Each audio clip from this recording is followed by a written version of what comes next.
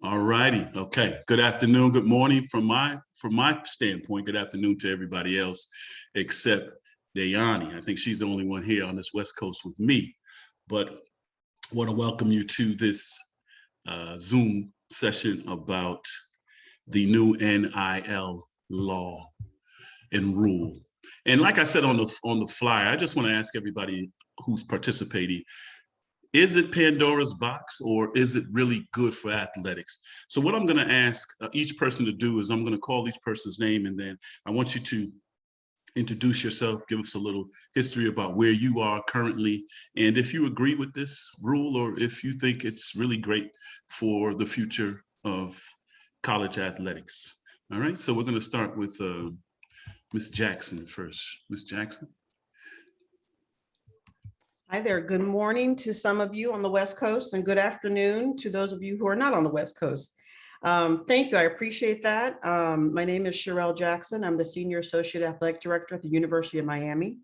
And I'm a former student athlete myself. I was a sprinter many years ago. So I'm not as fast as I used to be. So the main part of my area of responsibility at the University of Miami is to help prepare our student athletes for life after sport. Myself and my team, we oversee all of the programming, the educational programming for all student athletes, whether that's personal development, leadership development, career development. And I partner with our compliance team to then help with the education of name, image, and likeness on our campus. And I've been doing this now for 23 years, been 12 years at the University of Miami, and enjoying that very much. And so I guess the short answer to the question, from my perspective, I'm seeing it from a student athlete, a former student athlete perspective, who did not have access to name, image, and likeness, as somebody who was a member of an Olympic sport, sometimes feeling like we didn't get a lot of the pieces of the pie back in the day. I do agree with name, image, and likeness. I think anytime we give students the opportunity to have additional options, I think it's a good thing. There's a lot of things that I think probably could have been rolled out differently, and if time allows, I can offer my opinion on that. But overall, I do agree with the opportunity that name, image, and likeness gives to our student athletes.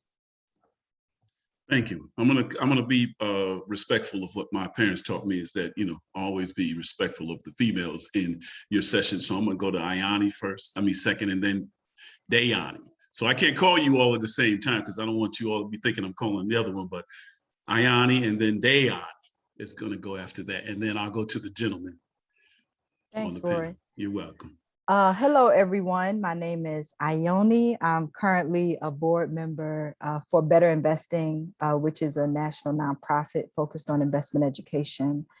And I didn't think much of it, but I was an athlete. I wasn't a collegiate athlete, but I was an athlete in my younger years and ended up learning about investing specifically in the stock market from elementary school all the way through high school. And that really changed the trajectory for me and the future that I could imagine for myself. So in short, I'm excited about what's going to come out of this panel, and I'm in total agreement with Ms. Jackson, just for the simple fact that colleges have been making money off of student athletes all this time anyway, but I know that it is going to open up a floodgate. We probably will have a lot of the same results as pro athletes that come into money. A lot of times, if you're not prepared for the access you're going to get or the opportunities that's in front of you, it really doesn't matter. You still can be robbed blind. You just will be robbed earlier in life. So I'm totally in agreement, but I know that it's going to call for us as a community to educate ourselves as we get access to this opportunity while being a student athlete. Thank you. Yani, your thoughts? Hello, everyone. I'm Yani. I'm from Las Vegas, and I'm a former athlete. Um, I played on every level, from JUCO to D1 to D2, graduating from a Division II college, and I am in full support of the NIL laws. Strictly just coming from every level and seeing myself struggle and others and teammates not have a way, and anything being able to make any amount of money separate from what they give to you or what they say you're allowed to have, I think is a blessing. So that's my take, and nice to meet everybody. Wonderful. What I'm going to do is, because I'm going to segue, Andy, I'm going to save you for last because I have a two-part question for you, and it's going to segue into the individual questions. So let's go with Malik, because Malik, you are a current college athlete, and I know you said you want to read up on this so you can be eloquently ready for this answer. So I'm ready for you, sir. Tell me what you think. Tell me what you think. So as I said, my name is Malik Wesley. I am a collegiate athlete right now. I play in NAIA for Grayson University. I play middle. But I do agree with the name, image, and likeness rule, because it not only opens up like a whole bunch of opportunities, open up doors for either freshmen or seniors, sophomores, juniors. It opens up a lot of opportunities for them. But at the same time, I also kind of disagree, because it is a lot to just have all that on your plate. It could either mess up your life or set up your life. Yeah. Okay, thank you. Let's go with Levi. Levi, you look like you're a current student athlete, or probably former one, but what is your thoughts on this NIL rule? I'm also a current student athlete at Grayson University. I play with Malik, actually. Okay. I play men's volleyball. I've had the opportunity to actually do my senior paper on name, image, and likeness, and the effects that it might have. So now that it's passed, I'm really happy about that. I was pro NIL legislation. There are a few concerns that I have, like was mentioned earlier, that it opens the floodgates, especially for people at the Division I, Division II, because those are high profit areas for the NCAA. We may not feel it in the NAIA as of right now, but it is growing, not as rapidly as the NCAA, but I believe that it will impact all athletes, like Wes said, negatively or positively. It depends on the information that you have prior to making certain decisions. But it does open up the opportunity for life-altering changes for student athletes. They're finally being able to provide for themselves based off of their hard work. So I could appreciate that. Thank you very much. I'm going to go to Mr. Robinson. Mr. Robinson is a current financial guru, but he was also a former college athlete and former professional football player. And I want to get his take on what he thinks about the NIL rule. Mr. Robinson. Oh man, don't get me started. We're not going to let you get started. Everyone, Terrell Robinson, everyone, the world calls me Big Tech, so that's the brand. Most definitely for it, but there has to be safeguards put in place because being a student athlete and a professional athlete, if you're coming from a family that is not used to handling money, it's going to set you up for failure. So there needs to be some type of safeguard put in place in regards to maybe a trust where, hey, this person they can only have access or a stipend. Don't need XYZ amount of money, just a lump sum set to you. But I think there needs to be some type of stipend set up and put in place. But most importantly, too, they need to have someone, I don't care what type of financial professional, some type of class put in place to where if these young athletes will be receiving monies, how to handle that money, just the fundamentals part of how to handle the money. So they're not out there making it rain, et cetera, et cetera. But I've seen too many athletes, because my brother and I both play professional. And I'll never forget it, just, going to the field and seeing these athletes getting their cars repossessed, and there is no reason why athletes, you're making, $50,000, $100,000 a month, you should not be getting a $50,000 car repossessed. So therefore, that stems all the way back to home. So I'm most definitely for it, because just the Big Ten, Michigan, make millions of dollars off of players. Millions of dollars off of players. So I'm most definitely for it. I wish we had access, because my parents could afford to send me $20 a month. That was the max they can do. I had to make it work, so, but it was $20 a month. I had a little Isuzu pickup truck. So I would give people rides, my own little Uber, and charged everybody $1 a piece. That's how I made it happen. So I'm most definitely for it, but there's got to be some safeguards in place, especially for those that are not used to handling money. And I think just for everyone, because they're going to be the schools are making so much money out. Yeah, I'm for it. Absolutely. All righty, thank you. We'll go to Coach Carter. What do you think about this NIL rule, Coach? Thank you, Roy, for the opportunity to participate, and welcome to all panelists. Glad to see you. Thanks to make new acquaintances. I'm a little mixed about it. I think for all the commentary I've heard so far, I support on both sides. I think it's a positive thing, but I think there's some safeguards and regulations and tutoring that needs to be involved in this, so it does not become a one-sided affair. Speaking to the young brother Robinson, who's been in the NFL, you can understand how one-sided this thing becomes if there isn't someone there to help regulate these young athletes. I'm a high school coach, head coach high school.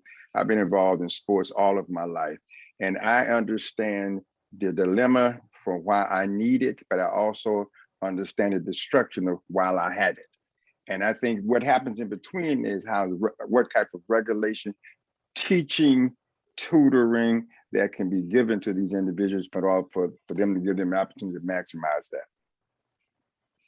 All right, thank you. Now I'm gonna go to a question for Andy, but I'm gonna ask you something else, and then I'm coming back to you student athletes. I have a question about something that Levi and Malik brought up. I want to come back to that, but I'm gonna go to Andy first and ask Andy, one of the things that you and I have been talking about is that most people don't realize that every state has not signed on to this bill.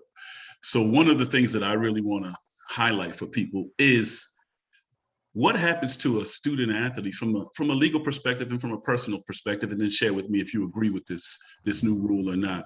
From those perspectives, that if a student who's at a school which is not in a state that the law has been passed, does that affect their eligibility? And would it also, from a legal standpoint, will they be able to find a legal path to making sure that they are able to profit off of their name, image, and likeness? That's a loaded question. Good question to ask. I mean, since we're so new in this, what are we, 2 months into it? There hasn't been any litigation on it. So I would think if they're in a state that has not passed any legislation on it, they would not be eligible for it. So I think if they did, sign on for an endorsement or something like that, they probably would have eligibility issues. Ms. Jackson probably can speak better than that than I can, but since she's in on the administration side, but I don't believe that they would be able to legally do that to pursue NIL. Now, my perspective is I think they should be able to. I don't think it should be state by state, since there was a Supreme Court case that allowed it. But again, as I think Justice Kavanaugh said in the opinion on the Alston decision, he said, price fixing is labor, is price fixing is labor. It doesn't matter who you are. And if you distinguish that free market, which every other student in college has, the computer, like my son's a computer geek. If he wants to go work for Microsoft, or Microsoft wants to pay him money, or EA Sports to program their game, why shouldn't he be able to do that? Just because you're a student athlete, I don't think you should change that perspective. And that's what I've been advocating this for many, many years. Back when I was in law school, we studied a case about Joe Montana, when a charity used his likeness to sell T-shirts for a charity, even though it's for charity, it wasn't for profit, but you can't use someone's likeness. That's their own personal property. So, people don't wear number 2 at Auburn in Alabama because they like the punter from 1995. They wear it for Cam Newton and Derrick Henry. Your likeness is your property. And someone's using it. And of course, that's why EA Sports can't do what they've done in the past. And coming from that, I represented a couple of players during that time when they actually could make claims against the EA on that case as well. But if you're in a state that doesn't have it, I don't think you probably are eligible. And I wouldn't want you to push those boundaries either. Well, that's interesting. Yeah, go ahead, Sherelle. I saw you raise your hand. Just say, actually, so the NCAA passed the legislation. So actually, they can take part in it. I think it's dangerous for them to do so, but because the NCAA passed the legislation for name, image, and likeness, they actually can. The challenge comes into, and God bless the NCAA. I've been a part of member institutions for a long time, so I'm not going to say anything negative because I want to keep my job at the University of Miami. But they'll pass a legislation as heavy as this and as important as this, and then go, all right, at the campus level, you figure it out. And we're like, okay. So I believe, and somebody might want to Google it, but I believe they have, once they passed it, there are 24 states that passed legislation, but only 13 have enacted the legislation. So 24 states scrambled and said, well, this is the space in which student athletes can work within.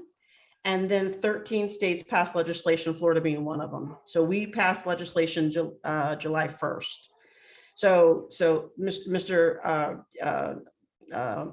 Maloney, sorry. Maloney, it's all right. Mr. Maloney's correct. And in terms of like, what does that mean? And for us at the campus level, it's the challenge is, so we're part of the ACC conference. So for student athletes on this call, I don't know if any of you have heard of SAC, like if you have a SAC group at your institution, the Student Athlete Leadership Group, we have a very active SAC group at UM as well as the conference. So student athletes talk to other student athletes. So, right, we have the majority of our schools are in North Carolina that haven't passed legislation yet. Kentucky has something different. So University of Louisville is doing something different than we are. So that's the challenge. So going back to what Mr. Robinson was saying is, yes, it's a positive thing, but there should be education. The education looks completely different everywhere because it's allowed to. So we had to scramble to go, what does education look like at the University of Miami for the Hurricanes? And what are we allowed to do? Our state requirements are pretty restrictive. They're allowed to use their name, image, and likeness, but how they use it, how we interact, how we support them is in my opinion, is slightly restrictive. But anyway, just wanted to clarify that. So the NCAA passed the legislation. So if you're in a state that doesn't have its own individual legislation, they can still do it. It's just, I think, dangerous because that when you said, I think the title of this talk is Pandora's Box. Yes. The states that don't have legislation, that's where the Pandora's box is. Wow. Okay. Well, I'm gonna ask you one more follow-up question then, since I have you on this with the open mic. Do you think that the 24 states that have passed it will be a leader in the recruitment process of athletes who believe that they want to capitalize on their name, image, and likeness? If you would have asked me that 2 years ago when this was coming, I would have said no. But now that it's here, I'm going to say yes, like with a lowercase y, right? Because the NCAA is like, well, we want, that the whole reason why we're a part of that membership is because we're supposed to be this level playing field, right? For all NCAA institutions. And how no one's supposed to have an institutional advantage, a recruiting advantage. That went out the door a long time ago. The division, that divide gets bigger and bigger. I'm a mother of 2 student athletes. One played at a Division II school and one is at an HBCU. The divide is massive and clear. And they both go to very good schools. And so, yeah, because we have started putting it in our recruiting spiel. If you come to the University of Miami, not only can you get a scholarship, not only do you get total cost of attendance, you now have this global brand that we can. So yes, so if we're recruiting somebody who also maybe wants to go to Division II Barry, right down the street, or another division school, Florida International, which is also a very good school, but perhaps Florida International can't afford cost of attendance and doesn't have a big of a brand. It's a great school. But if you're a parent, or if you're a young person who is looking to maximize that, then I think we have the advantage. Is that fair? Probably not, but I think that's the reality. But I will talk later about opportunities, because my son who goes to an HBCU has been able to get some great opportunities because he likes social media. And if the student athlete wants to work with that social media, they can work it wherever they are. So Malik and Levi, we can talk about that later, but it's work. So then I think you have another question later of, can you do academics, athletics, and be this social media influencer? Right. And actually, that's great. I mean, you up in my head, because that's the next question. I was coming back to Malik and Levi, and also Yani, to ask them, especially the two young men who are currently in here, do you think this new rule will be a distraction? And how do you prioritize athletics, academics, and your endorsements? Because say, for instance, I want to give you an example. So don't take this as factual, but just say one of you have the opportunity to get endorsed by Subway. And I know I just gave Subway a plug, but I'm gonna go down and get a free sandwich later, let them know, let them see the Zoom call. But say, for instance, Subway comes and says, okay, Malik, Levi, I want both of you to come down and do a photo shoot like Steph Curry's doing. But also your coach calls for practice on that time.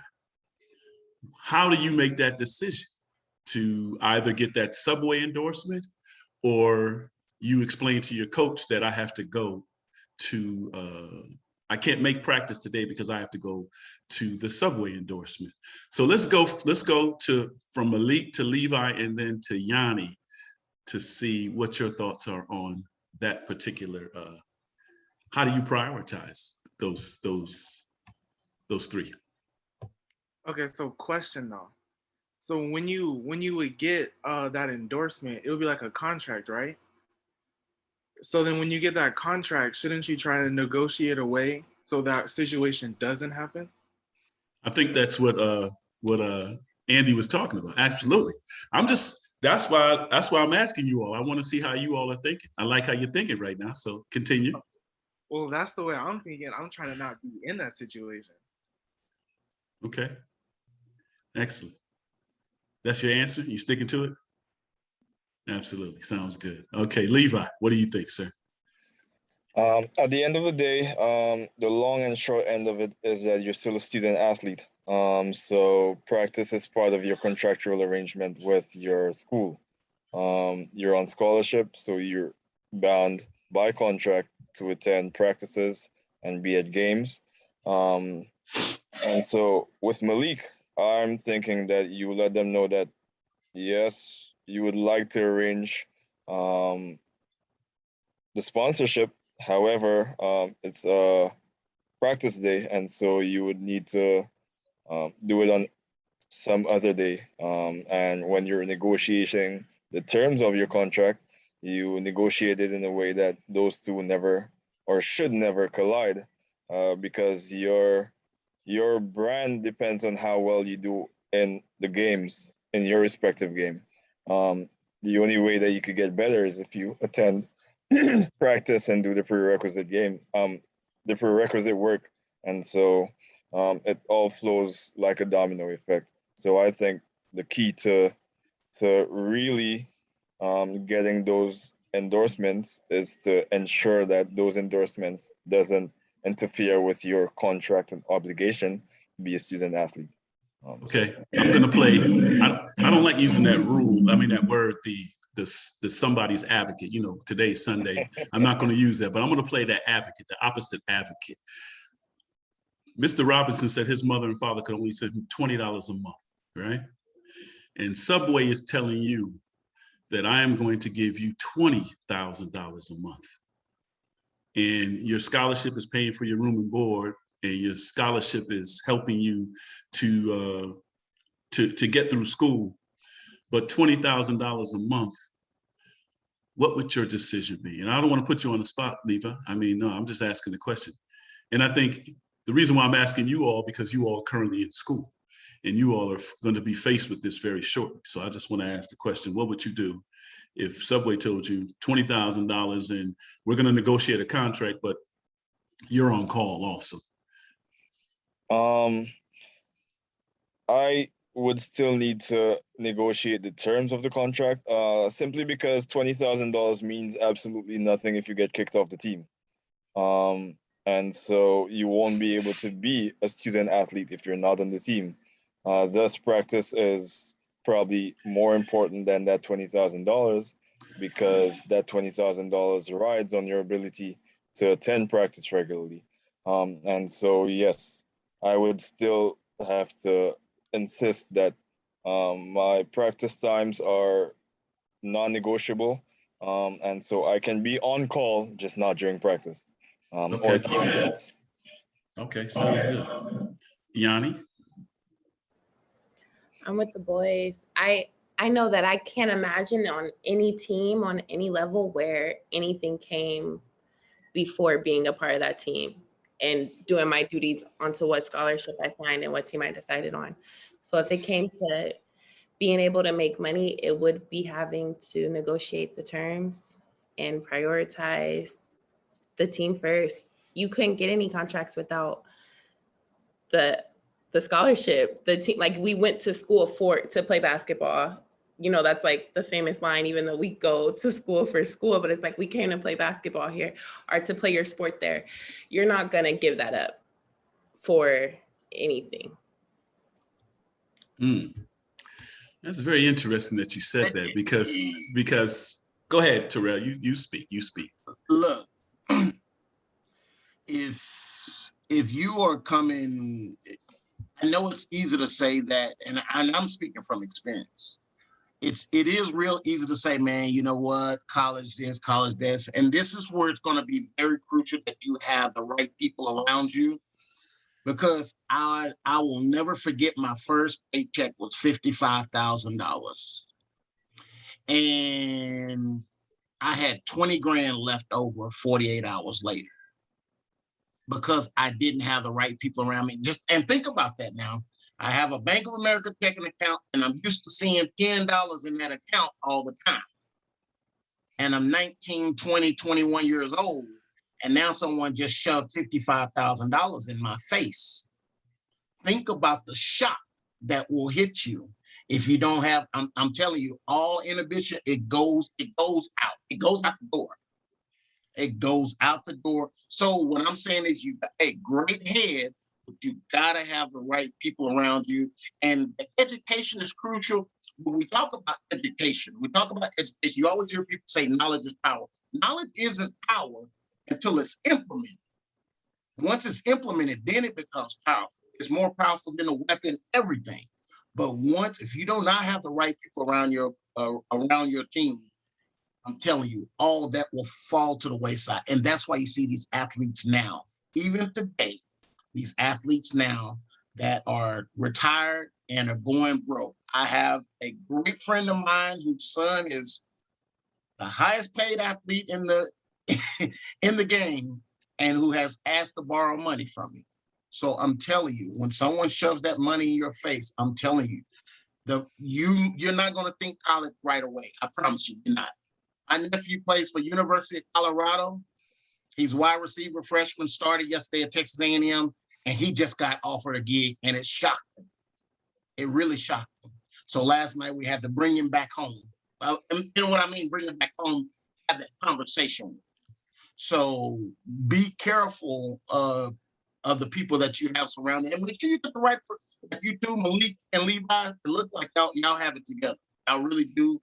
And the reason being is, being on this conversation with each, and Yani, being on this conversation with this panel is going to help you guys progress even that much further, because now you're going to know the do's and the don'ts.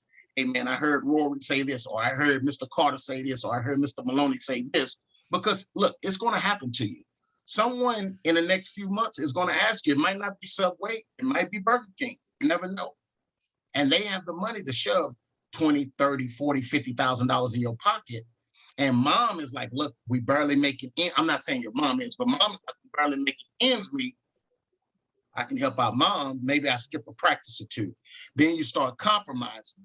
I'm seeing it already happen at my nephew's college at University of Colorado. One of the athletes has already compromised already. So just be careful, have the right people around you. And I'm telling you, money does some crazy things to you, man.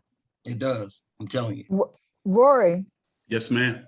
Is it possible that I could ask Terrell a question right quick based on what he just said? You can ask whatever you want to. I'm just the moderator.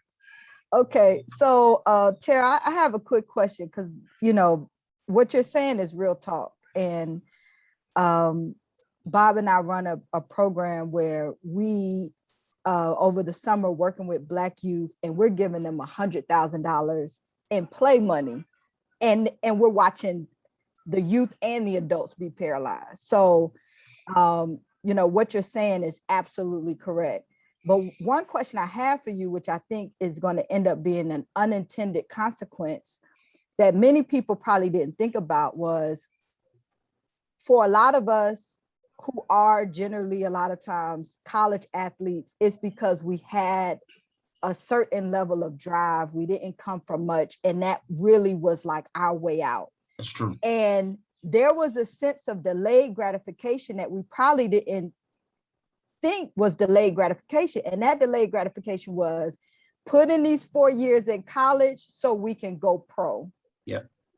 By getting this money without that extra delayed gratification, what do you think are going to be the ramifications of that? Because again, I don't even think we realize, the extra 4 years of mental growth and emotional growth. I mean, what's your thoughts on that? Well, here's one thing. Look at some of the athletes. Now, I'm not going to say, let's just take 20 players and they sign a major contract. Now, before they sign that major contract, how hard did they play? And then when they sign that major contract, their stats kind of fall off a little bit. So what happens now? That's a professional athlete. What do you think is going to happen to a college athlete? So when they get that type of money shoved in their face, and here's another thing. Rory can tell you, I'm a part owner of a women's professional football team, WFLA. So I'm the co-owner of the San Diego Tridents. So ESPN, MGN hosted our draft back in 2009 before COVID. And my first draft pick was a quarterback, 5-year, $250,000 contract is what we signed. And before she got the money, she's 22 years old. She done went out and bought a new car and a new house, and COVID hit. I mean, just went wow.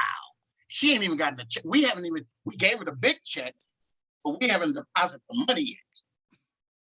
And she just went buck wild. Then COVID happened. And it just messed everything up because, hey, we can't play. So we can't pay y'all if y'all just sitting on the sidelines. So look at what happened. Exactly. Now, here's a league of 22 teams, and these players are getting the first player, you may have known, Santia Deck. She was on the NFL draft, 5-year, $5 million contract, same thing, but she's a big influencer. What I'm saying is these young ladies were expecting this money and they went great, majority of it. And that's why we brought in Rory, because we saw how they acted when we signed those contracts to them. We were like, we have to bring in someone that's going to be able to mentally not shut them down, but to be able to handle that. Because I'm telling you, if you don't come from money, I'm telling you, I didn't come from money. My mom and dad are professionals now, but I didn't come from money. I know how to handle it now. I'm telling you, the song "Make It Rain," I was the first person to do it. I'm telling you. And it was the dumbest thing. It was the dumbest thing being in a nightclub, throwing up $10,000 in the air right before a Tennessee Titans game. That was the dumbest thing a person can, but I just assumed that it grew on trees. I had my mom didn't know. My dad from the country, he sure as heck didn't know. So I'm telling you, it is a dangerous, dangerous game. And then psychologically, subconsciously, now you become in love with money now. Then it becomes really dangerous. But I'm telling you the things that's happened to me. And once it gets taken, you'll try to do anything to get it back. It's almost like a drug. So you got some people that have been, but now that I've taught, money is nothing to me now. But yeah, I'm 45 years old. But when I was 25, there was no reason for a 25-year-old man to have 3 cars, 6 houses. There was no reason for that. There was no reason for that. No reason for that. So it is, I'm telling you, I am for it. I am for it, but there has to be safeguards, because I'm telling you, if pro athletes are retiring right now, going broke, what do you think a college student's going to, what do you think is going to happen to a college student? Absolutely. So that's why I want to move to that. We're in that lane and we're in that light. And I think it's very invigorating and stimulating conversation. I want to go back to Ms. Jackson, and then I'm going to come to Andy on another question that just popped in my head that was happening during that conversation. But Ms. Jackson, I watched your team play the other day. And because yesterday? I don't want to even say, I was trying to get away from it because it didn't look good. Listen, I'm transparent. We got that win, but it was ugly. Well, you know, hey, they say it doesn't depend. It doesn't matter how you win as long as you win, right? Listen, you get to put it in that title, in that listen, let me be quiet. Go ahead. What's the question? But no, the question is, some of your athletes are very expressive. I'm gonna use that word. I'm trying to find the right adjective, because you know when they get an interception or whatever, they put on the big chain and yes, and all of that. And so yeah, we're not modest people no. And I mean, I understand the Miami culture. So you get some high athletes. I mean, you get some great athletes from the Miami area, but you also got to realize what they're coming from. Yeah. What is happening at the college level as far as educating these young men? Because my next question, what I'm going to do is segue into Andy as being an agent also. What is it that you're going to do? But I want you to tell me what is really happening with some of those players who we know after a game, the player who's had the greatest game, somebody's going to want to talk to him as he's walking out off the field. Somebody wants to talk to him about, you be a great endorsement for my company. All you have to do is just come in, sign, and we'll do the rest for you. Because I think what Terrell said is that money, and I always use this expression, money's a wonderful servant, but a terrible master. And we know that a lot of times people use the money as their master. And approaching some of these young people at that level, what are you all doing as far as the development side of some of these players who may have been approached and said something to you all, or some of them who have been approached and not said anything to you all about the fact that I do have some endorsements, pending? So let me just go back a couple of years. So when we had the ability to provide our student athletes, some of our student athletes, with total cost of attendance, right? We started the implementation of financial literacy then. And for those on the call who don't know, so total cost of attendance means if your institution can afford to provide financially for student athletes, we not only give them a full scholarship for tuition, room and board, books, and fees, we also give them a monthly check for what it would cost to attend the institution. So the current price tag of the University of Miami, depending on your res hall, is anywhere from $72,000 to $77,000 a year, right? We're private, 10,000. We like to be 10,000. We're going to probably be at 10,000 for a long time. 10,000 undergrads. So the total cost of attendance checks that many of our student athletes were getting monthly, it fluctuates. Total cost of attendance fluctuates based upon where you live. So we provide anywhere from $2,400 to $3,600 a month for student athletes. So we were providing that financial literacy for the past probably 5 years already. So the good news is we have that workshop that's been in place at our institution. Many Power 5 institutions that also can afford to do total cost of attendance have also implemented the same thing. What we included now is what the rules are for the state of Florida regarding name, image, and likeness. So any contract, any endorsement that a Miami Hurricane, a Seminole, an FIU Panther, anyone in the state of Florida, if they have a contract or endorsement, it has to be tailored to comply with our state law.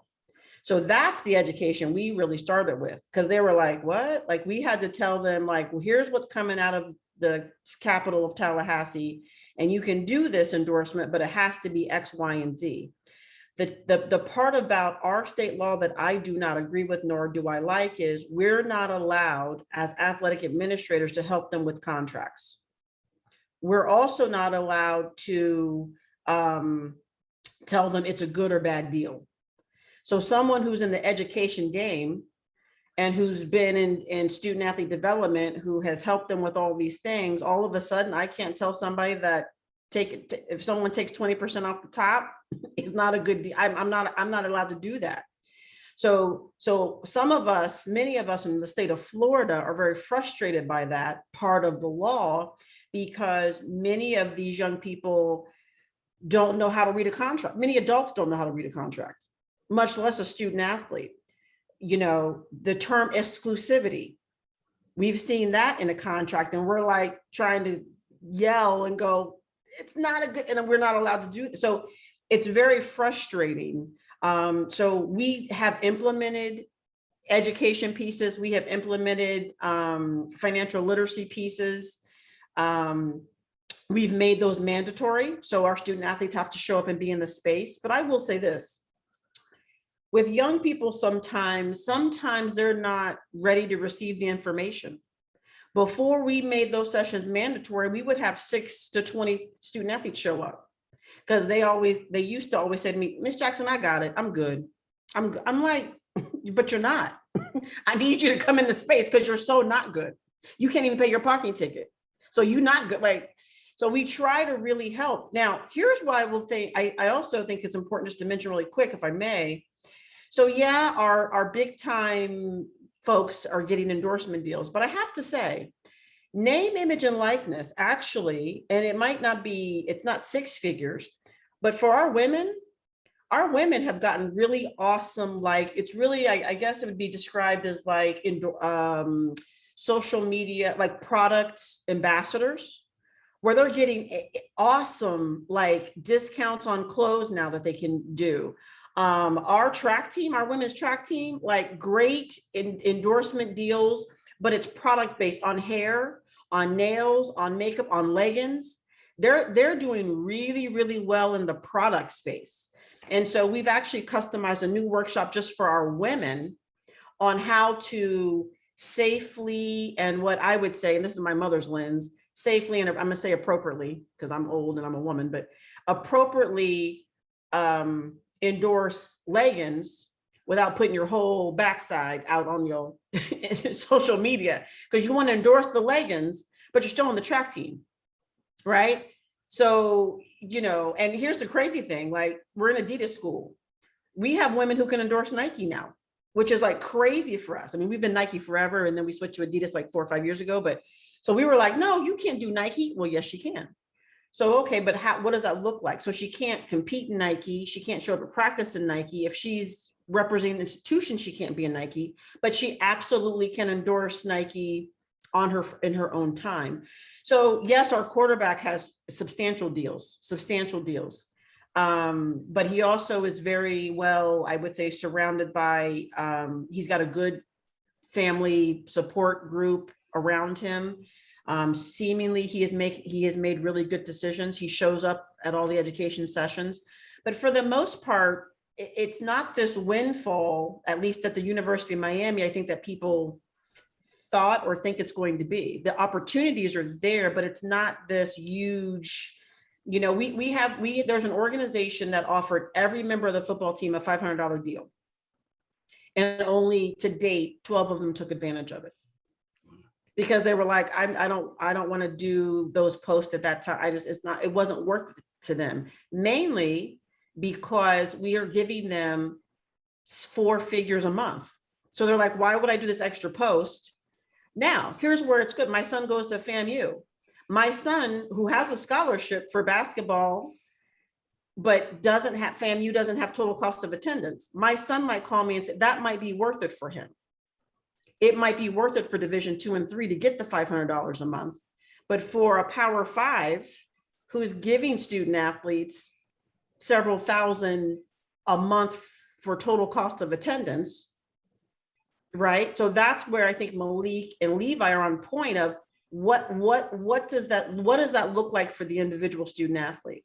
So it might be worth it for them to do that deal. For some of our guys and young women were like, nah, I don't need it because I'm getting the money from the institution. And that's new, right? Like when I was playing and when Mr. Robinson was playing, there was no total cost of attendance. I would have loved total cost of attendance.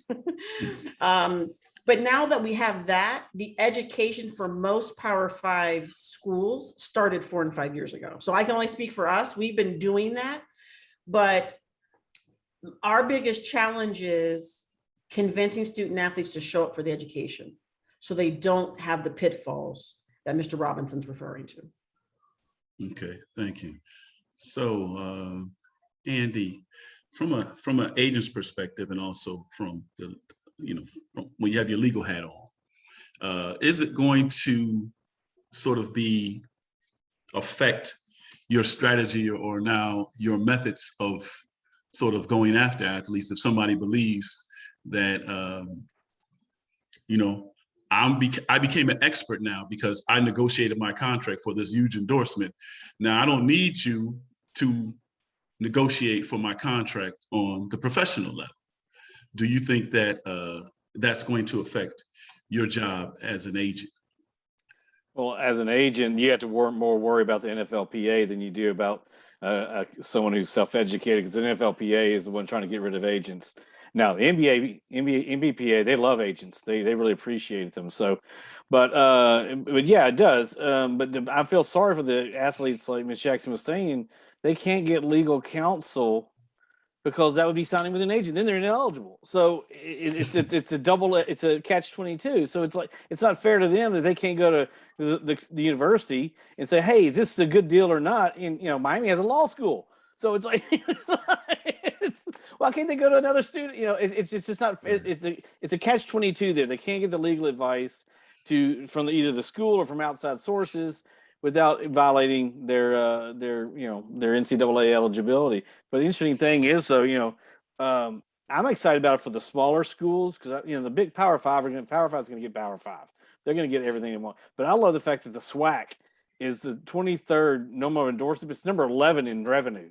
And so it's like, $500 a month for me when I was in school, I would love that. Of course, we're talking about $1984, but still, but it's like when if I'm having a Division II NCAA like these young men are here, I think it's a wonderful opportunity. I mean, I'm also a dirt lawyer, so I'm also in real estate closings. But United Wholesale Mortgage, the CEO of that's from Michigan State. He said everybody on the Michigan State football team can have $500 a month. They'll tweet once a month for this thing. It's just for $500, I'll do a tweet, once a month. It's just, but it is the work you have to put forward that Ms. Jackson's talking about. But yeah, it does change it. But actually, as an agent, I look at it as a positive to the party. If they've got an endorsement, there's less money out of my pocket to help them train or do something else. Because I represent some Power 5 guys, but most of them were your Alabama State, your NCAA and all those HBCU guys, which I love representing them because they actually work.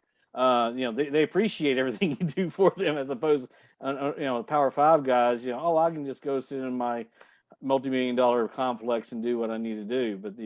But yeah, it'll help. I think it'll help the agents because there's a lot of opportunity for the smaller school guys that will help them out. But Mr. Robinson, Big Tech, you're all right on it. I wish regardless if you're an athlete or not, gets your financial education. Heck, it doesn't matter what you do. Most people can't balance a daggone checkbook, much less handle $55,000 on your first paycheck.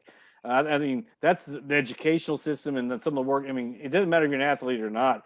I mean, I know my kid went to a private school, but there's kids in that school that you're rich, but they don't know how to manage money either. That's across the board thing. It's not an athlete, white, black, orange, whatever. It's a human problem. I mean, Dave Ramsey became rich because of that, telling people how to manage their money. But yeah, that's an across the board human nature thing. And I wish more people had financial literacy. We'd all be better and the credit card companies would be poor.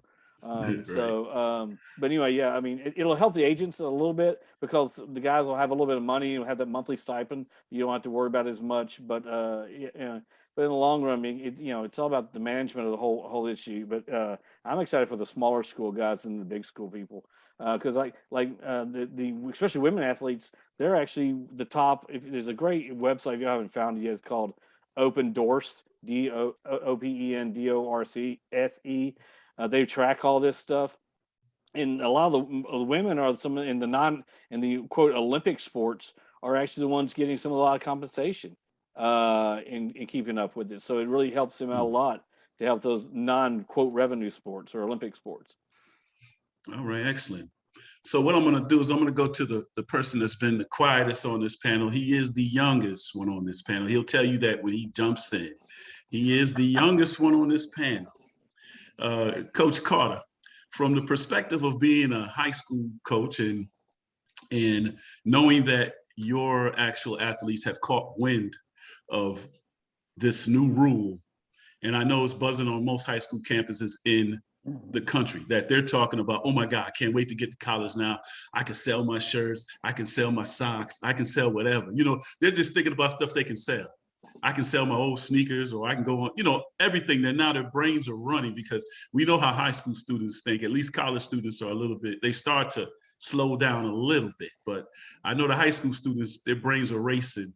And what are some of the things that you all are doing at the level of your institution?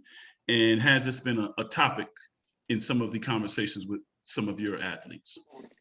First of all, let me acknowledge the fact that I am indeed a youngster.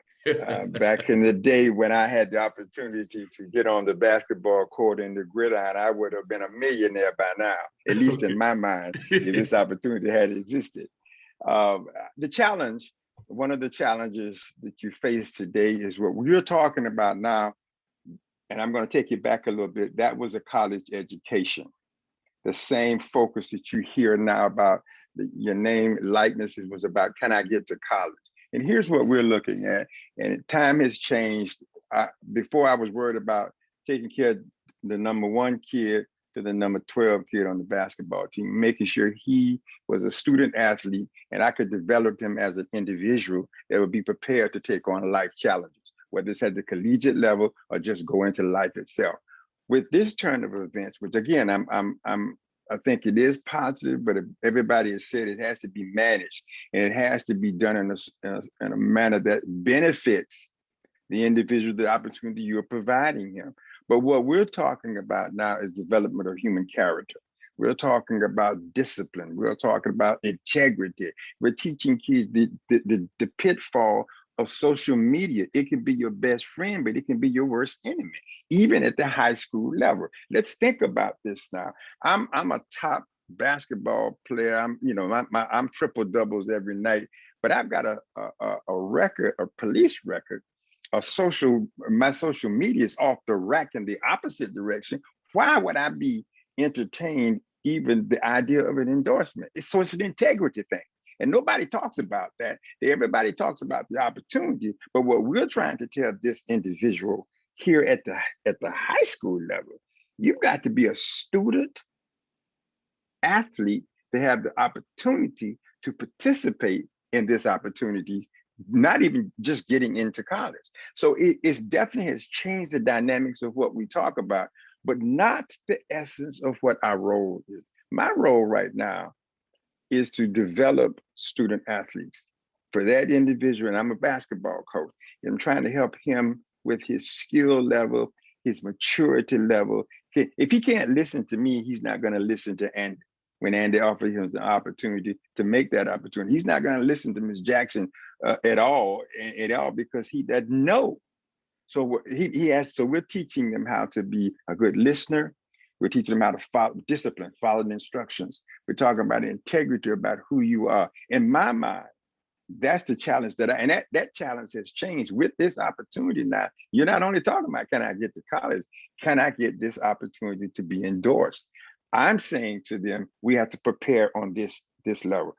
I heard Levi and Malik and even Terrell talk about I challenge my kids, do you love this game enough that you will give this game what this game deserves?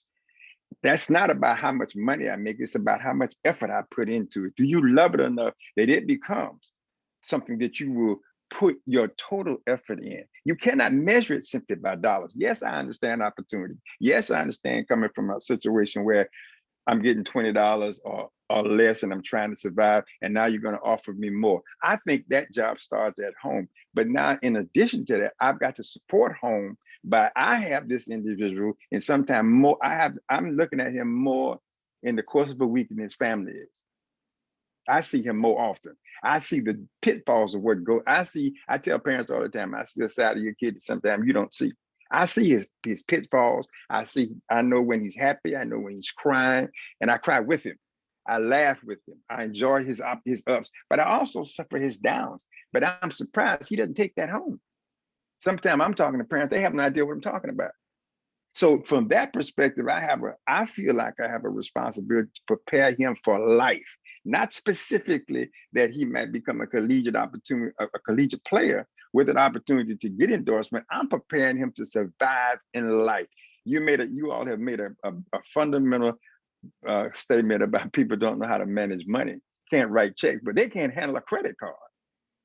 So here I'm preparing him that suppose you don't get to college at all. How will you survive? What instincts and integrities and disciplines would allow you to survive? That you become not rather being an asset to society, you become a detriment to society. So the rule, this is, in my opinion, put more emphasis on us as good coaches, preparing student athletes to face life. And if college is the next step for life, then here, hopefully we've given you some stepping stones. Now, let's take some of your elite high school programs. I know I'm originally from Florida, so I understand about the Mount Verds and the IMGs. That I will guarantee you, I don't think this was a conversation that was taking place before as much as it was getting that athlete into college and then projecting him into the NFL or professional sports. But I would think now, given the height of emphasis that they have, that's become, as Ms. Jackson talked about, financial literacy, if you will, that's being talked about at that level. That's a different kind of athlete. But I would still say that it's the same principle: student, athlete, discipline, integrity, and preparation for. So I think that's what and I'm listening to what you're saying, all of you at this other level. Can you imagine what that sounds like at my level? All they see are dollar signs. All they see is opportunity for me to make money. They don't understand the cost and the detriment and how much of a problem it could be in the long term. I'm excited about it, but I'm also frightened about it as well. And I'm looking in some of these kids' eyes who are thinking, I will sacrifice my education for my financial opportunity. And that will not work. If you don't have all these other things in place, nobody wants to endorse you. The opportunity will never exist. Absolutely. Thank you. Hey, Rory. Yes. Sorry, Rory. Go ahead. Can I just say, if we had more high school coaches like Coach Carter, it would be a game changer from an athletic administrator perspective. Coach, I applaud you. Please continue that messaging, because I have to tell you, and because you're from the state of Florida, you understand this. We've gotten in some spaces, in my opinion, we've gotten so far away from the student, the person. Yes. Right. Yeah, particularly absolutely. Particularly at Power Five. So, God bless IMG and everything they're doing, but where they're traveling to compete in high school, they're now ESPN games for high school basketball and football. ESPN, Right. you used to be on maybe PBS, right? Like if you were good, maybe you're on. We're talking high school. So, and I think ESPN, God bless them, they had so much, I'm going to say arrogance, that's probably the wrong word, but arrogance. They were duped by a fake high school last week, 2 weeks ago. The high school wasn't even high school, but because there's so much money at stake to put them on. Exactly. Right now, I was born and raised in Ohio. So when I saw Bishop Sycamore from Ohio, I texted my husband, I said, I know pretty what high school that's a powerhouse is big. So we started kind of doing our own research. And as we were doing our research, the commentators were like, we can't find anyone on the roster that's a recruited athlete. I was like, oh, this is going to be a problem. Anyway, Coach Carter, I applaud you. I support you. Please keep doing that messaging. Go to as many high schools as you can and talk to more coaches, because the character part is so important. And because we really, by the time we get them at the college level, sometimes we're trying to undo 18 years of trauma, of neglect, of people only giving them love because of the athletic ability. So if we have more coaches in that space, more parents who focus on the student part, and they just happen to have sons and daughters that have athletic ability, I think that's a blessing. But the character piece, Coach Carter, I applaud you. Thank you. And let me just make the announcement that he is the original Coach Carter. So you might have seen the movie, but he's the original Coach Carter. The one in the movie is a duplicate, right? And so with that, I want to go to Ms. McNeil, because the reason why I asked Ms. McNeil to be on this panel is that her and Mr. Wynn, excuse me, I was on a Zoom call that they were doing. And one of the things, I love her title. She says she's the baby billionaire. And I think that we all want to be, even though I'm not a baby, I want to be a grown, mature billionaire. But with that money comes, you know what they say, more money, more problems. So I really don't want those problems either. But one of the things that she was doing, that they had a program over the summer, was teaching young people how to invest. And I'm not going to mess it up. So I'm going to allow her to sort of share with some opportunities that maybe, you know, Malik and the other young people can actually take heed and maybe listen to what some of the things that she's saying that could possibly be a part of your daily growth. Yeah, thank you, Rory. I mean, I just have to say, I didn't come from money either. In fact, it was because I watched my mother, and unfortunately, after my grandmother passed, and although my mother was an entrepreneur and had two businesses, she didn't understand the difference between a will and a trust, and we still lost my grandmother's house. And that was a wake-up call for her. And I'm just so grateful that she was transparent with me about what she didn't know, because, you know, I think when we think back to how we were raised, we know if money was talked about in our home or not. And even when it wasn't talked about, we can remember how our parents dealt with it, the stress, the emotion that came up about it, around it, whether it be bills, whether it be, you know, moving houses, you know, whatever our personal story is. And so because of that, what I'll call, you know, trauma, for lack of a better word, my mom started to teach herself and me, because I was right there with her, you know, no different than as a child. You don't have a choice if you go into church. Your parents going to church on Sunday, you're going to be right there sitting there going to church. And so I always make it very clear that my mother didn't teach me this stuff. She just happened to expose me to the rooms where it happened. And I'm so grateful for that. And this summer is the second summer that Bob Wynn and I, through his nonprofit Climb, based out of Wisconsin, ended up working with youth in small groups and giving them a $100,000 portfolio to invest.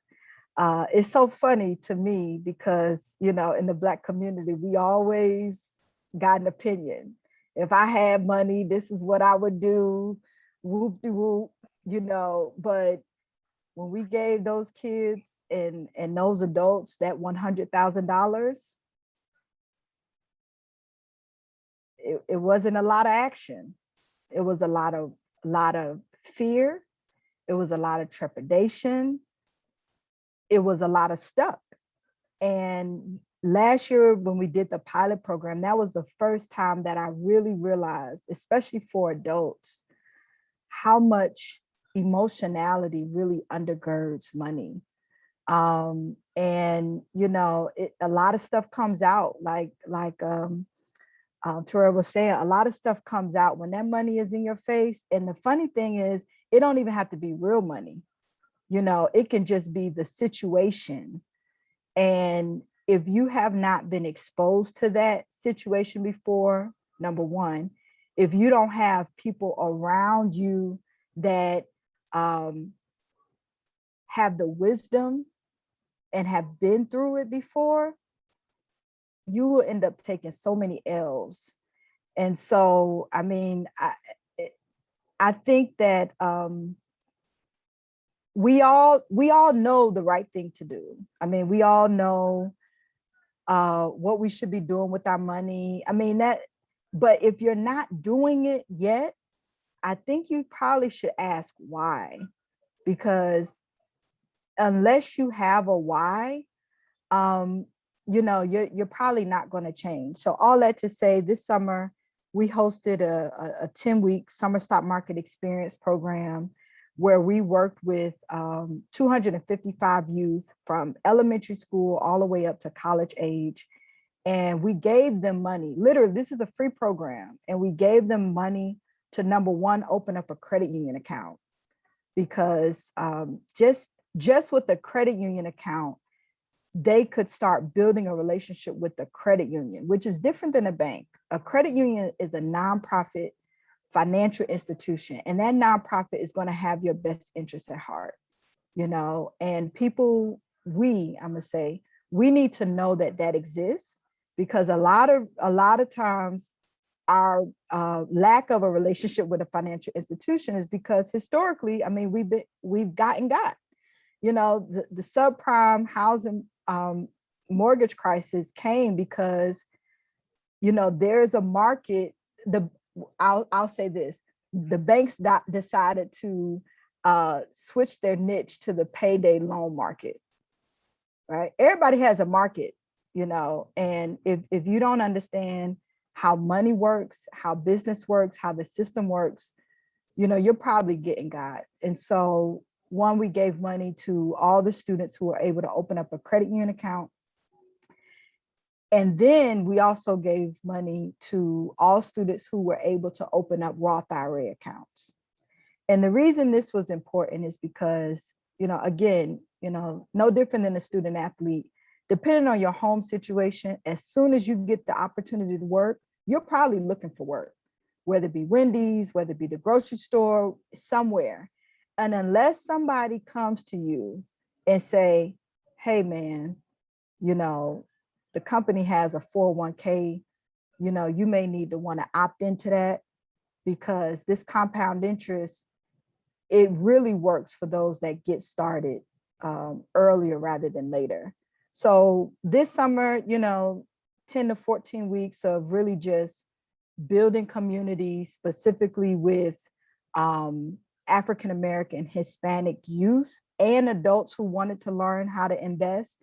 And it was just a phenomenal program because, again, a lot of us may not know where to go. We may not be students at We may have already finished high school and we're working and we have a, you know, next thing we know, we look up, we have a family.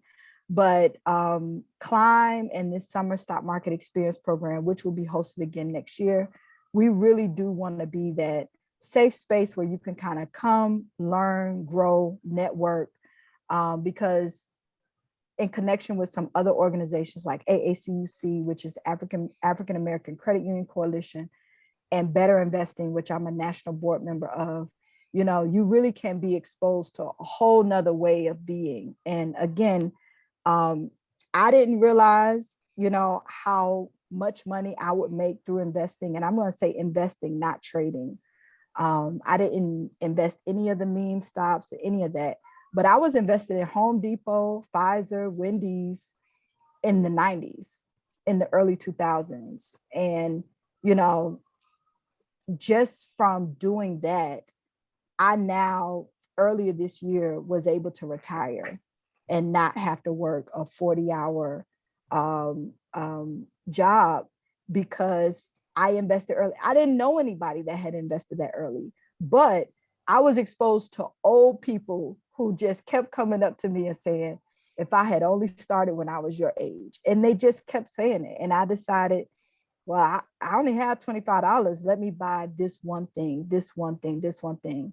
And, you know, I thought that I just wanted to be a millionaire by 65, but because I've been investing consistently for 20 years, and again, not trading, not literally taking 20 hours a year, but I mean, you can only get patience by going through it. And I know, Mr. Carter can attest to that. Like, you can't give people character. They have to go through life. You have to go through experiences. And it's just, I mean, where you end up in life is really just going to be a culmination of all the decisions you made along the way. Like, there's not one stock that's going to make you rich. There's also not just one decision that's going to make you a success. And if you can kind of hone into that and realize that it's just a life of habits and making sure you do the best with what you have, I mean, the rest will take care of itself. Okay, let them know where they can find you real quick, and then I'm gonna wrap up because I know some people keep popping off their cameras. That means they watching the game. I know what that means. I know what that means. And nobody going to the bathroom like that. If that's the case, I'm gonna refer you to the doctor. Okay, I'm gonna call. I got a friend on here who's a doctor. I'm gonna have to tell him to let you do that. So yeah, so if you want more information about the Summer Stock Market Experience program, whether you want to participate as a student or as an adult, you can visit climbusa.org. You can also email Robert Wynn at wynnr@climbusa.org.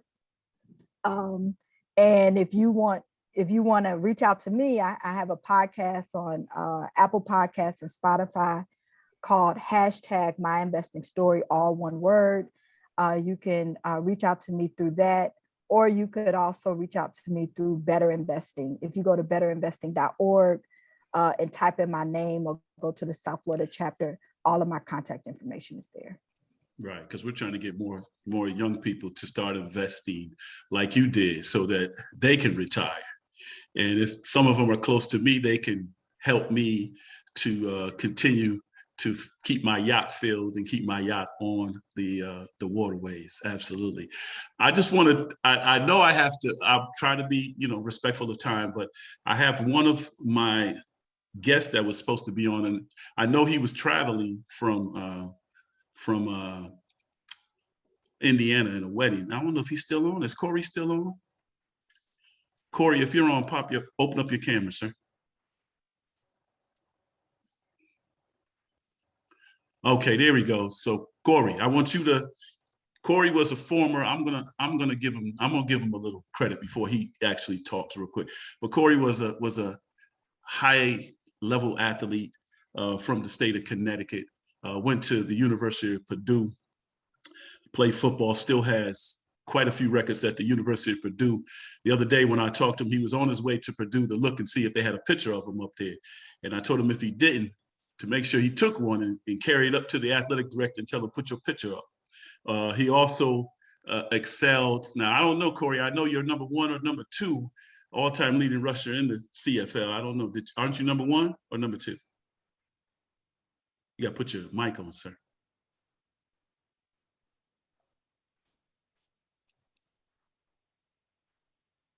Young people don't even know. Look, I feel good if I could open my mic and he can't open his. That means I'm ahead of him. That means I'm not in last place for having the ability to navigate through this stuff. But Corey was either number 1 or number 2 leading rusher in the CFL, and he had he played with it. He was drafted by the 49ers first, and then he also played for Miami, I know. And I asked him to come on and share his thoughts about if he agreed with it or would it have changed his outlook during school if the NIL was in effect. But if he can't get on this mic before I get to the next sentence, then what I'm going to do is have everybody sort of wrap up and tell me what your final thoughts are, and let me know if this was valuable information to especially Malik and Levi, and they could share that with their other student athletes, and even be, because what I really want to do, this is my whole purpose for doing this stuff. My purpose is to share information, share knowledge, share the ability for people to come together and start to spread this word. Like we said, we need to have better communication amongst the information that are really going to affect most of our children. And we can't sit back and look at the situation as, well, we're going to let them learn. Like Ms. Jackson said, people coming in, they say, I'm good. You good with what? I didn't even give you a scenario yet. What you good with? Corey, your mic working? Because I'm getting ready to leave you. Is it working? Yes. There you go. All right, Corey, talk to me now. I gave you some accolades. Tell me, was I correct? What was I correct on? I was a number 2 rusher the years I was up there, but we won a Grey Cup, which is the equivalent of the Super Bowl, and I was the MVP of the game. Okay, excellent. So what is your thoughts on this NIL? I know at Purdue, they probably gave you, what is it called, Ms. Jackson, a little living wage or something? Is that what it's called? Total cost of attendance. Total cost of it. They probably gave you one of that you probably we probably got that when you were there. But what do you feel? Do you feel this name, image, and likeness is positive for student athletes, or? I mean, absolutely, because a lot of guys that are good in college, they can find somebody and pretty much anybody to sponsor them. I know guys that when I was playing, they weren't even the best guys on the team, and they were getting under the table things, I would say. Okay, I was gonna say, don't put that out there. That would, yeah. But I don't want them to. It wasn't always necessarily money, but like, say if a guy had a car and it broke down, he needed to get it fixed, and cars can be expensive to get them fixed depending on what goes wrong with them. A booster will help him out and get that car fixed for him if he had a shop or something like that. And I know guys that actually got envelopes, but those envelopes could have been legal, and they could have been actually profitable if things was done the correct way, I would say. Right. Okay. So you believe that it's something that should be a part of a college athlete's college experience then? Yeah, because there's guys that are great in college and you will never hear their name in the next level. Right. So why not capitalize when you're the big man on campus and you're able to spread that awareness of whatever market that you're going to be in and make money off of it, because you might not make no money in the NFL. Right. Absolutely. Or whatever professional league you choose to go to. Because in one of my books coming out, that's what my title of that book, it says, numbers don't lie, people do. And so most people don't really understand that, the NFL, if you're playing football, the NFL is 9,000 eligible student athletes, and there's only 355 names called, and maybe 150 who get called as camp bodies. And so there's 8,500 guys every year who don't get called, or his names you may never hear of again. And so if you're not prepared, like Coach Carter said, with that character development going forward, then what happens to you after the college sports, then the lights go off? I know a lot of guys who just reverted back to what everybody else was doing back home, whether it was legal or not. Right. So it's like you have a clock on you, and if you can outrun it and make it to the whatever next level in whatever sport you're in, then boom, you don't gotta 9 times out of 10, you don't always have to revert back to that lifestyle that you was running from in the first place. Right. Right. Well, I thank you for joining. How was the wedding?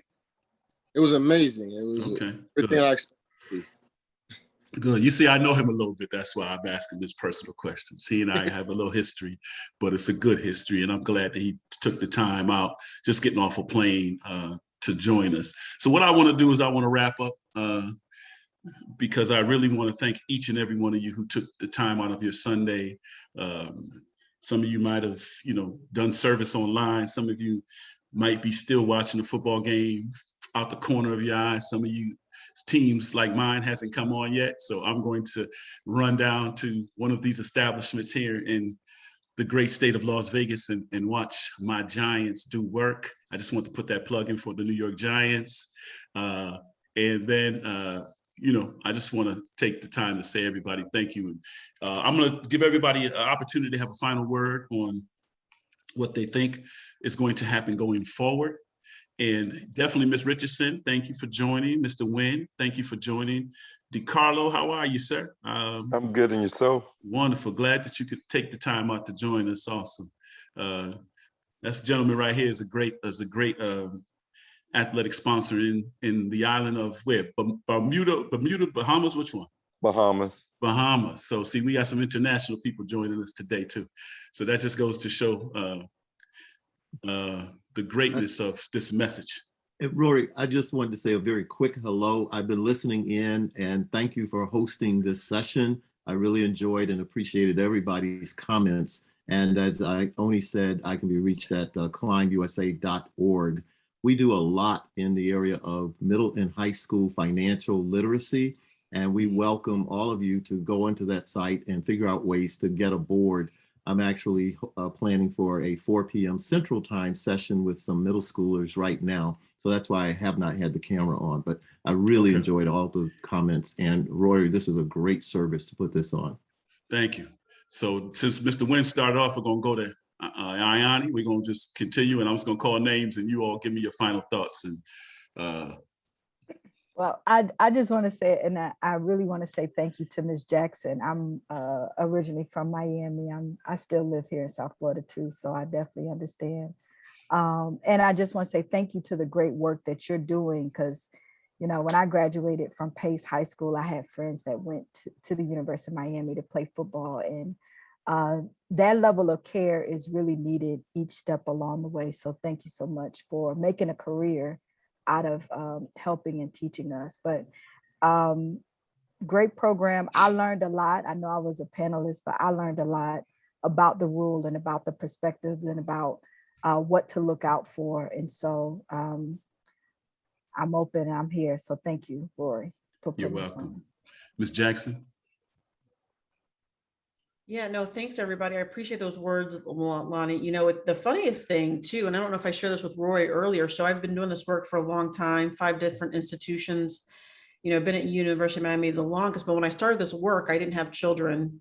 And now my children are doing the same thing. So the work I do in my home with my 2 Black boys, I'm doing at the University of Miami. So I do it with a little more passion and compassion, I think. And so it always mattered to me, but it really matters because even though my children are young men now, but became student athletes. And so as collegiate athletics evolves and changes, I think we all just have to be flexible, adaptable, and try to continue to be lifelong learners and get as much information as we can so then we can help.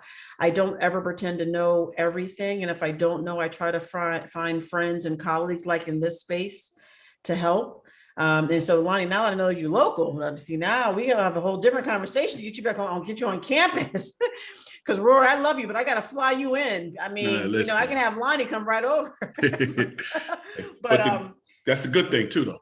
Right? No, so to continue to expand the network of information and support, I think is critically important.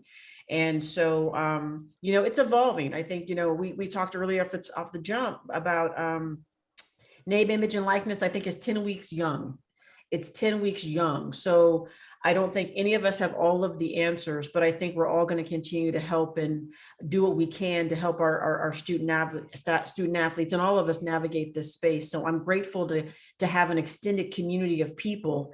And I just have to say too, it's great to see everybody, but it's nice to see a lot of people of color contributing to this conversation, because the numbers, when we look at athletics, the numbers continue to show our student athletes of color continue to grow, particularly in our revenue-seeking sports. And so I think anything that we all can do to provide support within the rules is really important. And so I'm grateful. So thank you, Rory, for continuing to expand my network of people and colleagues in this professional space. I'm grateful.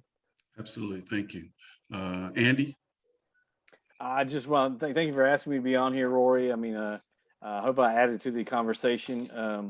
That's the reason I became a sports agent back in the day, is because, seeing the 30 for 30 broke, and seeing, how these young athletes, get taken advantage of, and along the way need that financial literacy, like Big Tex was talking about.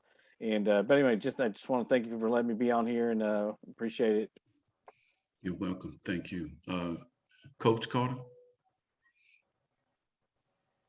I think, thank you so much for the opportunity. And really what was special to me is the opportunity for us to be able to share information that can really have a great impact on these upcoming athletes, these current athletes, and other adults as well. But one of the most important things of the information that we share is the fact that we're able to connect together. And as a group, that we can have a greater impact. More of this type of opportunities and more sharing among us, sharing our different skills that can help the masses, that I think is so important. As always, Roy, appreciate you allowing me the opportunity to be involved, and to all of the panelists. Great job. I really enjoyed it. I learned something as well. Thank you so much for this opportunity. You're very welcome. So for everybody too, since I'm not really checking, I see that people have left their information in the chat box. So before we end the session, if you would like to be in contact with some people who have left their information in the chat box, please, go there. Levi, your thoughts, sir. And I want to thank you for taking your time out on Sunday also, you and Malik. Thank you. It was very informative. I just wish we had a larger audience, because it's very important information. So hopefully moving forward, I definitely will try my best to get more student athletes, especially student athletes of color, into seminars like this, because it's informative, and it's something that will become increasingly more important moving forward, because it's 10 weeks young. It's only going to grow from here. So, but thank you to everyone who came, and I appreciate the information. Absolutely, you're welcome. It's going to get larger, because we're going to share the link, and so hopefully what I'll do is send this link out to everybody, and then you can share it with your network of individuals, because that's what we realize, is that we may not have the numbers here, but we can generate the numbers in our network of people as we share the information. Malik, your thoughts, sir? I just want to say thank you for this panel, for giving me all the information that y'all gave me today. I didn't know about most of it, but now some of it's all up in here, all up in there. I wish, because I invited more people to join in this Zoom, but nobody wanted to come except for Levi. So thank you, Levi, for showing up. And yeah, that's about it. Thank you for the opportunity. You're welcome. So now all the people you invited, you're going to have the link, and you send it to them. And then you tell them, and then you send that bully message. You can say, "I've said you better watch it. We're gonna do a little bullying." That's all. I still got a little bit of bullying in me. And DiCarlo, if I could have a few words from you, because I really want to thank you for coming also, and the work that you're doing in your lane of sports. If you can just share real quick in your thoughts on this. Right. I'm also a native of Bahamas, but I was born and partly raised in Miami. So I got two home girls down there, I've seen from listening on this panel. But I live in Tampa, where I attended, and I'm a graduate in Schools Hall of Fame for basketball at the University of Tampa. And what I actually have a friend, Mr. Ken Lewis, who played soccer. He's from Jamaica, and I just texted you, Rory, a quick bio on him, and I'd like to introduce you to him, because he's a sports and entertainment lawyer in Fort Lauderdale, Florida, as well as a few other practices. And it would be great to have him, because he he just asked me about the same topic the other day and my thoughts. And it would have been, he actually was in Tampa. He was on his way driving back home because he was visiting with me. So it would have been hard to get him on this panel while he was driving with his son. But he's also a professor at Nova University. So it's a wealth of knowledge that I'd like to introduce you to and everybody else on this panel to see if there would be great synergy, and those who can build further with him will be free to do so.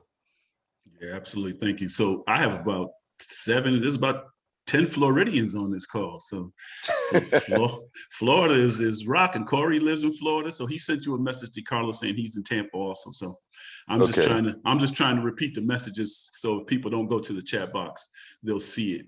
And I want to give Ms. Richardson an opportunity to share because I have like 2 minutes and I want to see if she wants to share, because Ms. Richardson is a great friend of mine who actually works with another good friend of mine, a former Olympian and highly decorated Olympian, Dr. Mel Pender, who was a 64 Olympian and also a 68 Olympian. And that's how I actually got to meet Ms. Richardson. But I don't know if I'm trying to talk so she can jump on or say something, but if not, I'm just going to wish everybody a great Sunday and thank everybody for joining us today. And hopefully we can continue this conversation as it does continue to grow. Yani, okay, now you want to jump on. Give us the final words. Thank you. Final words, this was amazing. And I work with, kids. I sports fundraise for high school teams and stuff. And I love knowing a little bit of knowledge just to share to any kid who asks me anything about my experience and stuff. And this was an amazing discussion. I hope you keep it up because I know a lot of people who would like to join or give perspective or learn more. So thank you, Rory. You're more than welcome. We are going to try to do this. And, I know Ms. Jackson says she has to fly me in, but I would love to do something like this on college campus, have these conversations as a town hall meeting on college campuses. So not only is the work that I would like to do on college campus speaking to athletes, but it's also about getting athletes' perspective on these college campuses, but also exposing them to the things that they have opportunities to grow from. And so I hope that we can continue this and we can continue to grow in this conversation and stay abreast of what the new rules and things are happening, because we know the NCAA changes rules and regulations every year and a half or 2 years. And so we need to stay on top of it and make sure that we share this information for all of our individuals who are in the field working with children or even working with families or communities about the sports, because we know how important sports is to, especially the African-American community. And we know how important it is for people to be active in sports. All right, with that said, I want to thank you all. I want to say enjoy the rest of your Sunday or rest of your week, and we will definitely grow from this. So I will be sending everybody the link once I download it and transfer it over to a YouTube link. So Ioni, you're getting the call, right? I want you to know that. All right, wonderful. All righty. Thank you all. And you have a great rest of your weekend and have an amazing week. Take care. Everybody, thank you, Rory. Thank you. You also. Hi, All right. everyone. Thanks, Andy. Bye-bye. Later.